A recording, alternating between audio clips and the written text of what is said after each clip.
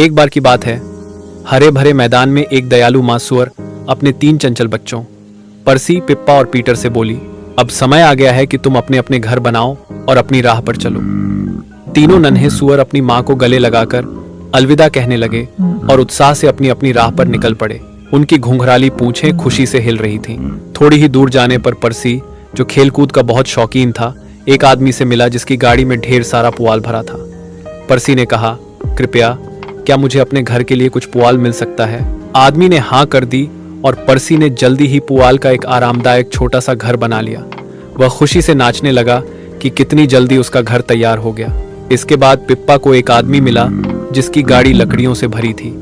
Pippa ने विनम्रता से कहा, कृपया क्या मुझे अपने घर के लिए कुछ लकड़ियां मिल सकती हैं? आदमी ने हामी भरी और पिप्पा ने ध्यान से लकड़ियों का एक मजबूत सा घर बना लिया। उसने अपने काम को देखा और गर्व से मुस्कुराई। उधर समझदार पीटर आगे बढ़ता रहा। उसे एक आदमी मिला जिसकी गाड़ी पक्की ईंटों से भरी थी। पीटर ने कहा, कृपया क्या मुझे अपने घर के लिए कुछ ईंटें मिल सकती हैं? एक सुबह एक बड़ा भूखा भेड़िया वहां आ निकला। उसने हवा को सूंघा और परसी के पुआल के घर को देखकर मुस्कुराया। वह गर्जा, नन्हे सूअर, मुझे अंदर आने दो। परसी कांपते हुए बोला, नन्न नहीं, कभी नहीं। भेड़िया गुर्राया, तो फिर मैं फूंक मारकर तुम्हारा घर गिरा दूंगा। और सचमुच उसने फूंक मारी और घर ढह गया। परसी चीखता हुआ पिप्पा के लकड़ी के घर की ओर भागा। बचाओ पिप्पा, भेड़िए ने मेरा घर गिरा दिया। कुछ ही देर बाद भेड़िया पिप्पा के घर पहुंचा। उसने गरजकर कहा, नन्हे सूअरों, मुझे अंदर आने दो। दोनों सूअर चिल्लाए, नहीं नहीं। भेड़िए ने फूंक मारी, जोर लगाया और लकड़ी का घर भी ढह गया। परसी और पिप्पा डर से चीखते हुए भागे और पीटर के मजबूत ईंटों के घर में घुस गए। अब भेड़िया ईंटों के घर पहुंचा। उसकी आंखों में भूख चमक रही थी। उसने गुर्राकर कहा, नन्हे सूअरों, मुझे अंदर आने दो।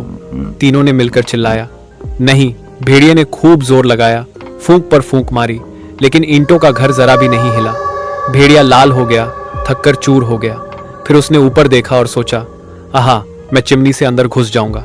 लेकिन चालाक पीटर ने उसकी बात सुन ली थी। वह तुरंत चूल्हे पर पानी से भरा बड़ा बर्तन उबालने रख दिया। भेड़िया चुपके से चिमनी से फिसलकर नीचे आया। सोच रहा था कि अब उसे बढ़िया दावत मिलेगी, लेकिन जैसे ही नीचे उतरा, सीधा उबलते पानी में जा गिरा। आह! वह चिल्लाया। उसकी पूंछ जल गई और बदन तप गया। वह दर्द से चिल्लाता हुआ वहां से भाग निकला और फिर कभी उस मैदान में दिखाई नहीं दिया। तीनों सूअर खुशी से उछल पड़े। परसी और पिप्पा ने पीटर को गले लगाया। उसके मजबूत घर और चतुराई के लिए उसे धन्यवाद दिया। उस दिन से वे तीनों पीटर के पक्के ईंटों वाले घर में सुरक्षित और खुशी खुशी रहने लगे। उन्होंने समझ लिया कि मेहनत, दूरदृष्टि और धैर्य से हमेशा जीत मिलती है।